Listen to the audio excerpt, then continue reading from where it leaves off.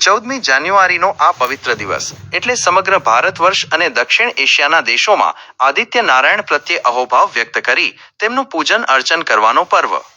લોકજીભે આ ઉત્સવ ઉત્તરાયણ કે મકર સંક્રાંતિ તરીકે વસેલો છે તો પંજાબમાં લોહડી, અસમમાં ભોગલી બિહુ, તમિલનાડુમાં પોંગલ, ઉત્તર પ્રદેશ અને બિહારમાં ખીચડી તેમજ સૌરાષ્ટ્રની ધરતી પર ખીહર જેવા વિવિધ અને રળિયામણા નામોથી આ પર્વની હેલી ઉમટે છે.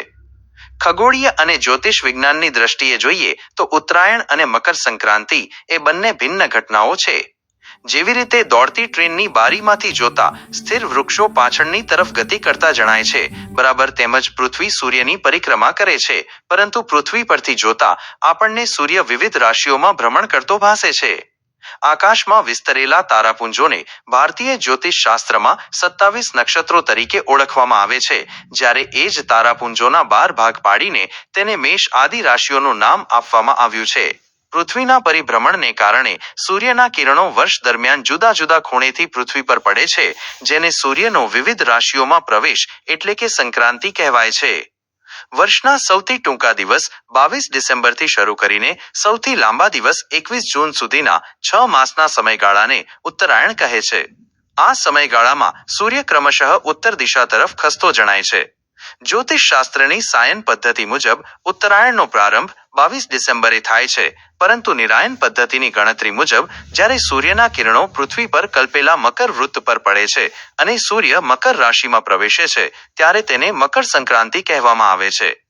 પૌરાણિક માન્યતાઓ મુજબ ઉત્તર દિશા એ વૈકુંઠની દિશા છે, તેથી સૂર્યના ઉત્તર તરફના આ પ્રયાણને દેવયાન પણ કહેવાય છે. આયુર્વેદના દ્રષ્ટિકોણથી શિશિર, વસંત અને ગ્રીષ્મ ઋતુનો આ સમય આદાનકાળ તરીકે ઓળખાય છે. આ કાળમાં સૂર્યના પ્રખર કિરણો પૃથ્વી, વનસ્પતિ અને મનુષ્યોનું બળ ખેંચી લે છે. કદાચ આ જ કારણે મકર સંક્રાંતિએ દાન કરવાની પરંપરા પડી હશે, કારણ કે કુદરત બળ છીનવી લે તેના કરતા સામે ચાલીને વહેંચી દેવું એ જ સાચી દેવવૃત્તિ છે. આ સમયમાં દિવસ લંબાતો જાય અને અંધકાર ઘટતો જાય છે, માટે જ દેવપક્ષ ગણાતા આ કાળમાં લગ્ન, યજ્ઞ, મુંડન અને ગૃહ પ્રવેશ જેવા મંગળ કાર્યો અને અનુષ્ઠાનો ઉત્તમ મનાયા છે. આથી વિપરીત જ્યારે સૂર્ય 21 જૂનની આસપાસ કર્કવૃત્ત પર પહોંચે છે, ત્યારે તેની ગતિ કરચલાની જેમ દક્ષિણ તરફ વળતી જણાય છે, જેને કર્ક સંક્રાંતિ અને દક્ષિણાયન કહે છે. આ વિસર્ગ કાળમાં વર્ષા, શરદ અને હેમંત ઋતુ દરમિયાન પૃથ્વી પર ચંદ્રનું બળ અને વનસ્પતિઓની શક્તિ ક્રમશઃ વધતી જાય છે. મકર સંક્રાંતિના પર્વે આકાશમાં લહેરાતા રંગબેરંગી પતંગો પાછળ પણ એક ગૂઢ મર્મ છુપાયેલો છે. જે રીતે દીવાની જ્યોતથી આકર્ષાઈને પતંગિયા તેની આસપાસ ભમે છે, તેમ વિરાટ જ્યોતિ સ્વરૂપ સૂર્યનારાયણ પ્રત્યે પોતાનું આકર્ષણ અને ઉમંગ વ્યક્ત કરવા મનુષ્યોએ પતંગ ઉડાડવાની પરંપરા શરૂ કરી હશે. આ પર્વના આહારમાં તલ, ગોળ, સાતધાન્યનો ખીચડો અને ઊંધિયું મુખ્ય છે. તલ સ્નેહનું પ્રતીક છે અને ગોળ મીઠાસનું. માનવીય સંબંધોમાં આ સ્નેહ અને મીઠાસ જળવાઈ રહે તેવી ભાવના સાથે તલ ગોળની લાડુળી કે ચીકી આરોગવામાં આવે છે. ખેતી પ્રધાન દેશમાં આ સમયે કોઠારો ધાન્યથી છલકાતા હોય છે, તેથી પોતાની આ સમૃદ્ધિનો આનંદ વહેંચવા માટે બહેન દીકરીઓ અને જરૂરિયાતમંદોને નવા ધાન્યનું દાન એટલે કે ખીચડાનું દાન કરવામાં આવે છે.